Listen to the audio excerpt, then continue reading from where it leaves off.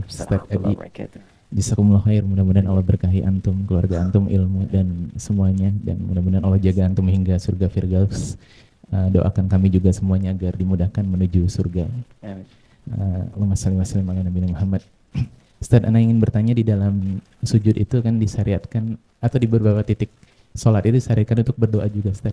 Nah, apakah boleh berdoa selain di waktu sujud dan di akhir sholat, katakanlah pada saat ruku gitu ya, Ustaz ya?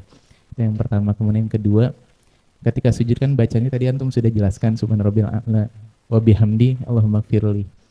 Apakah lebih baik mana kita menambahkan doa lain yang berasal dari hadis dan Quran, atau kita mendalami ini saja dan memaknai maknanya, sehingga kita betul-betul waktunya hanya cukup untuk doa ini saja gitu, kalau kita memang betul-betul meresapi maknanya. Nah, lebih afdol yang mana, Ustaz? Syukran jazakallahu khair. Baik. Ada 4 keadaan. Pertanyaan yang pertama, di dalam sholat yang posisi ini bila baik dikerjakan cepat mengabulkan doa.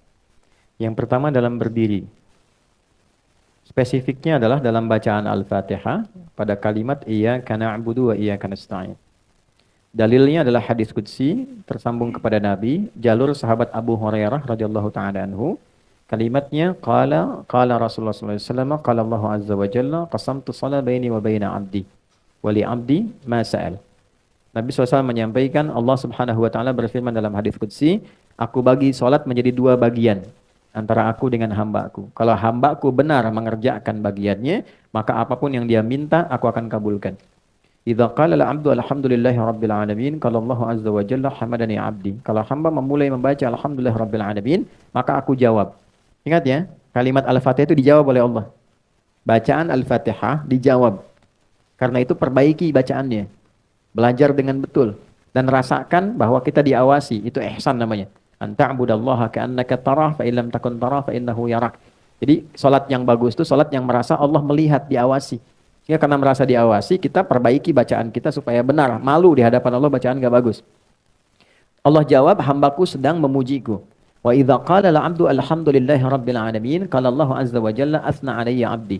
Ketika hamba sampai ke kalimat Ar-Rahmanir Rahim, Allah menjawab, hambaku sedang menyanjungku. Wa idza qala al-'abdu maliki yaumiddin, ketika hamba sampai pada kalimat maliki yaumiddin, Allah menjawab, majjadani 'abdi, hambaku sedang mengagungkanku. Wa idza qala al-'abdu, ini poinnya, iyyaka na'budu wa iyyaka nasta'in, ketika hamba sampai ke kalimat, ya Allah, kau perintahkan aku ibadah, sekarang aku salat hanya untukmu. Dan kau perintahkan aku memohon kepadamu, sekarang aku minta hanya padamu. Karena prinsip sholat ketika diperintahkan itu senafas dengan permohonan solusi. Itu ada di Al-Baqarah ayat 45. Wasta'inu bisabri was sholah. Engkau punya masalah, terima dengan sabar, minta tolong lewat sholat. Lalu kita katakan, iya karena budu, engkau perintahkan aku sholat, sekarang aku sholat padamu ya Allah. Ya, ibadah itu na'bud itu sholat maksudnya. Itu maksudnya Quran surah 20 ayat 14. Innani anallahu la ilaha illa ana fa'budni wa aqimis salata li dzikri. Wa iyyaka nasta'in, engkau perintahkan aku minta tolong, sekarang aku punya masalah ya Allah. Kepadamu aku mohon. Nah, ini sertakan dalam hati kita. Begitu sampai ke kalimat wa iyyaka nasta'in, sertakan di hati kita karena waktunya terbatas. Ya. Nanti langsung ditunjukkan oleh Allah dalam kalimat ihdinas siratal mustaqim. Digabungkan semua masalah kita di satu ayat. Siratal ladzina an'amta 'alaihim ghairil maghdubi 'alaihim walad dhalin. Nah, kalau kita sertakan dengan kalimat itu hajat kita di situ dan Allah Maha tahu dengan keadaan hati kita seketika. Ya. Apa dalil prakteknya? Dalil hadis sudah, dalil kemudian di Qur'annya dengan praktek itu dialami dan dilakukan oleh Nabi Zakaria. Di Quran surah ketiga Ali Imran ayat 38 sampai dengan ayat ke-39. Okay. Nabi Zakaria bermohon dalam salat, dalam berdiri. Hunalika da'a Zakaria rabbah qala rabbi habli min ladunka dzurriyyatan thayyibah innaka sami'ud du'a. Di mihrabnya Maryam, Nabi Zakaria berdoa dalam salatnya. Beliau minta, ya Allah, manusia menghukumi aku tak mungkin punya keturunan. Maka aku mohon kepadamu dari yang tidak punya batas dalam pemberian. Aku mohon padamu saja. Engkau pasti mendengar doaku. Kalau pada yang maha mendengar tidak terkabul juga, mohon tunjukkan padaku saat ini dengan cara apa lagi aku mesti memohon kepadamu. Fanadathul malaikatu wa huwa qa'imun yusalli fil mihrab. Maka setelah doa itu disampaikan, salatnya belum selesai. Langsung malaikat turun menyampaikan, Allah mengabulkan doamu. Sedangkan beliau masih berdiri dalam salatnya. Itu poinnya, berdiri dalam salat. Oke, Annallaha yubashshiruka bi Yahya. Allah kasih kabar gembira engkau akan punya anak namanya langsung dari Allah Yahya. Jadi Yahya itu nama langsung dari Allah. Ya, artinya hidup. Yang mustahil menurut manusia ada bayi yang lahir hidup dari rahim perempuan yang divonis monopos dan mandul. Maaf, bagi Allah tidak ada yang mustahil lahir dan hidup dia. Kedua saat ruku'. Jadi satu berdiri, dua saat ruku'. Wa aqimus salata wa atuz zakata wa raka'u ma'ar raki'in. Al-Baqarah ayat ke-43. Itu sudah saya jelaskan. Yang ketiga saat sujud. Tadi sudah kita uraikan. Yang keempat sesaat sebelum salam. Di bagian doa terakhir. Nanti kita detilkan.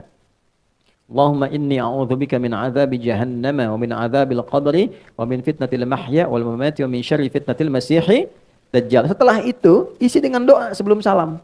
Isi dengan doa. Ya, hadirkan itu cepat terkabul. Bahkan nanti kita detilkan saat akan salam kan baru sujud ya, baru duduk dan baru sujud. Kalau langsung salam kan batal salatnya. Jadi kita tahiyat dulu, di akhir ada rahasia besar. Saking besarnya rahasia ini sampai-sampai ada seorang ulama minta anaknya mengulang sholatnya karena lupa membaca doa bagian akhir ini. Nah, bagaimana kisah dan turunannya? Nah, pertemuan berikutnya nanti saat masuk. Ini kan masih gambar dulu. Jadi itu 4 bagian. Itu satu. Yang kedua, teknis dari apa yang tadi disampaikan pada poin ini penting juga. Apakah kemudian kita melafazkan ya, atau kemudian menghadirkan saja pada diri kita untuk permohonan itu. Saya sudah pernah sampaikan kalau yang dimaksudkan sholat fardu, ya maka cukup bacakan yang dibimbing oleh Nabi sallallahu alaihi wasallam. Hadirkan permohonan dalam diri kita. Dan tidak boleh membaca Al-Qur'an dalam sujud.